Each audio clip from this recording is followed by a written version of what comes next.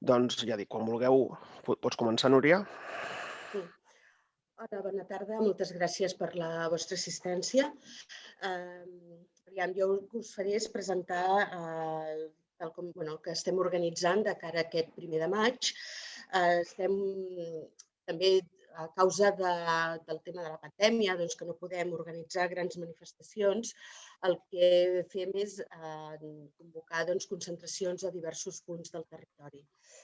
Més enllà també d'aquesta situació de pandèmia que ens impedeix poder fer concentracions de la manera que nosaltres voldríem o de fer manifestacions més massives, també és una aposta que fem des de la intersindical i també a la mesura que estem creixent i tenim cada cop més presència a tot el territori, a tot el Principat, el que ens interessa també és que el 1 de maig arribi a tot Catalunya. I amb aquesta voluntat i amb aquesta preocupació que nosaltres sempre tenim en ser presents a tot arreu, és per aquest motiu que hem organitzat 22 concentracions que seran a Barcelona, Banyoles, a la Bisbal de l'Empordà, Figueres, a Gelida, a Girona, a Igualada, l'Hospitalet de Llobregat, Lleida, Mataró, el Morell, Olot, Piera, Reus, Riudoms, Sabadell, Sant Feliu de Llobregat, Santa Coloma de Farners, Terrassa, Valls, Vilafranca i Vilanova i la Geltrú. Lògicament, en totes aquestes concentracions respectarem totes les normes i totes les recomanacions que des del Departament de Salut i des de Procicat ens estan indicant. D'altra banda, també comentar-vos que a l'acte central que es farà a Barcelona a les 11 del matí a la plaça Universitat i prèviament a aquest acte central farem l'ofrena a Francesc Layret a la plaça Goya, que està al costat mateix de la plaça Universitat, que és una ofrena que sempre des de la intersindical l'hem fet cada any, que l'any passat estàvem en aquesta situació, no es va poder fer i aquest any la volem reprendre perquè és una tradició nostra. A continuació, el que faré és presentar-vos el manifest nostre del 1 de maig i després, a continuació, ja passaria la paraula a Sergi Perellós, secretari general de l'Intersindical. El lema d'aquest 1 de maig nostre és el construïm el futur al servei del país i la gent treballadora i el nostre manifest és el següent. El Dia Internacional del Treball és una jornada de commemoració i de reivindicació, però també és una diada per fer balanç dels avanços i retrocessos en conquestes socials i laborals, així com de l'organització de la classe treballadora. En aquest sentit, constatem que arribem al 1 de maig, de nou, enmig d'una crisi sistèmica de dimensions globals, una crisi agreujada per la pandèmia de la Covid-19 i els països catalans aguditzada per les condicions d'ocupació espanyola i francesa. El desmantellament del sector públic i la seva privatització ha comportat el deteriorament dels serveis més bàsics i, consegüentment, la pèrdua de drets socials i fonamentals. Paral·lelament, l'augment de l'atur, la temporalitat i la subocupació s'han vist reforçades per les darreres reformes laborals i pel vassallatge dels governs espanyol i francès envers els poders oligàrquics. Això ha deixat la població treballadora catalana en una situació cada cop més inestable i precària.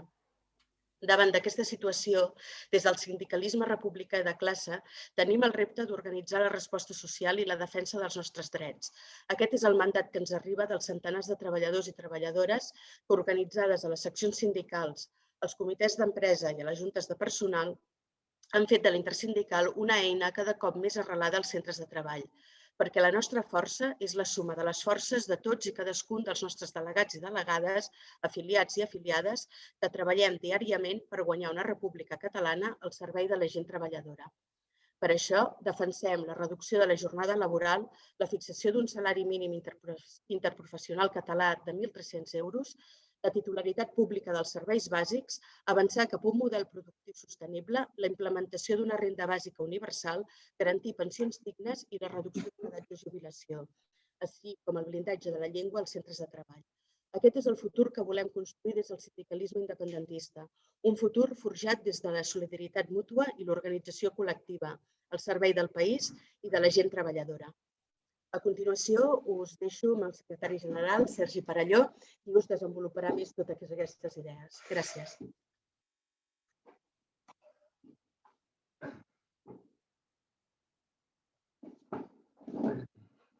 Bona tarda a tothom. Com us explicava la Núria Ferrandis, la coordinadora del sindicat, la intersindical hem volgut en aquest 1 de maig que sigui el punt de sortida d'una campanya amb les principals necessitats que considerem que han de ser cabdals, tant com a reptes de futur que ens han de permetre sortir de la crisi social, laboral i econòmica, fruit de la pandèmia, però també necessàries ja abans de la pròpia pandèmia. El fet que la intersindical hagi crescut en els darrers anys ens converteix en una eina col·lectiva que s'ha demostrat imprescindible per tal d'organitzar la defensa dels interessos de la classe treballadora catalana de manera no subordinada ni sucursalista i alhora poder contribuir a l'articulació d'un moviment nacional i republicà que sigui capaç de vehicular les aspiracions de la majoria social vers la construcció de la República Catalana. Aquests eixos o temes s'aniran desenvolupant durant l'any amb diferents dossiers, recursos i propostes que oferirem des del sindicat i que han de permetre avançar cap a un model de país republicà i socialment just. Proposarem alternatives a les solucions còmodes que busquen més satisfer les elits empresarials que el benestar de la ciutadania.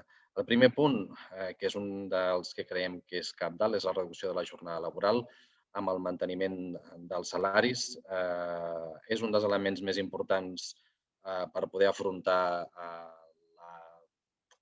l'automatització de la nostra societat, la digitalització, la nova era digital i per poder fer front als alts índexs d'atur que vivim al nostre país.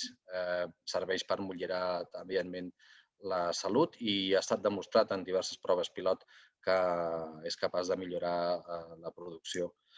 Parlem també del salari mínim català de 1.300 euros, però també de la pujada de tots els salaris. La pujada de salaris és cabdal perquè puguem augmentar les cotitzacions, perquè podem garantir les pensions que estan cada dia més qüestionades i en el cas del nostre país creiem que les administracions catalanes, tot i no tenir competència, sí que han de fer un esforç per no contractar, per deixar de contractar amb salaris inferiors a 1.300 euros i al mateix temps de subcontractar empreses que estan pagant aquests salaris a persones que estan treballant.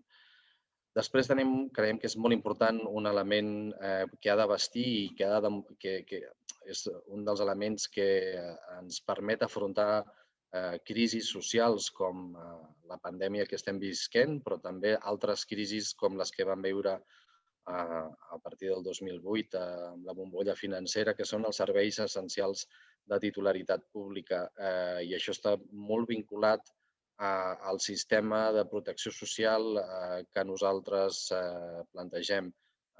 Els serveis públics de titularitat pública ens han de permetre fer front a qualsevol emergència que estem visquent i també signifiquen una democratització dels serveis públics. També plantegem, encara que tampoc en tenim competències, perquè no tenim una república ni un estat que pugui definir les línies bàsiques de la nostra economia, plantegem un model productiu sostenible. El model productiu sostenible ha de poder fer front el repte que tenim com a futur, ha d'avançar cap a l'economia de proximitat, però sobretot també ha de canviar de model. No pot ser que ens trobem amb la consciència col·lectiva i de la majoria d'estats per fer front al canvi climàtic amb les mateixes receptes del sistema capitalista. I aquestes receptes són les que no ens permeten fer un canvi real que millori el benestar de la població. També plantegem la renda bàsica universal, una renda que per certa gent sembla com si fos un plantejament apocalíptic, però és un dels elements més importants per poder acabar amb la bretxa de gènere, permet pujar l'oferta laboral dins el mercat de treball i també permet conciliar la feina amb la vida de moltíssima gent. I un altre element que es posa en qüestió i que té molt a veure també amb les receptes que plantegem contra l'atur i la precarietat és que l'edat de jubilació s'ha de reduir i no ha de ser dels 67 anys. Tenim i podem aplicar, si tenim eines d'estat, un sistema fiscal progressiu on pagui qui més té i un sistema de cotitzacions per mitjà de la fi de l'atur que garanteixin el futur de les pensions de tothom i no haguem de jubilar-nos a partir dels 67 anys, sinó més aviat. I finalment, creem un element que és molt important, que és que cada cop està més sobre la taula, que és la situació de la llengua catalana a tot arreu i també al món del treball. No podem deixar que la llengua catalana es converteixi en un element folclòric, sinó que és un altre dret essencial, és un dret social que ha d'estar a l'agenda de les administracions i també a l'agenda de les empreses per mitjà de la negociació col·lectiva perquè es compleixi tant la normativa laboral com la llei de normalització lingüística. En tot cas, us deixo la paraula al responsable de premsa. Gràcies. Moltes gràcies, Núria i Sergi. Els companys i companyes de premsa, no sé si teniu alguna pregunta que vulgueu plantejar en general o a l'un o a l'altre. Aneu demanant paraula i us la vaig facilitant sense problema. Vosaltres direu.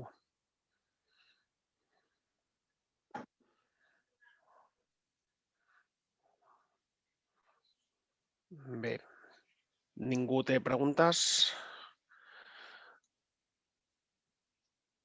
Sembla que no. Bé, en tot cas, doncs, informar-vos que durant la tarda, en una estoneta, rebreu, per una banda, el que seria la nota de premsa. Per altra banda, també rebreu el que seria doncs, el manifest i tota la informació relativa tant a les concentracions com a les diferents doncs, activitats que farem i també informació més, una mica la informació que ha explicat el Sergi de la campanya dels 7 eixos. D'acord? Així doncs, si ningú més o si ningú té cap pregunta per plantejar, doncs ho deixaríem aquí, tot agraint-vos la vostra presència en aquesta roda de premsa. Qualsevol cosa ja ho sabeu. Doncs gràcies a totes i tots, gràcies Sergi, gràcies Núria i fins la propera.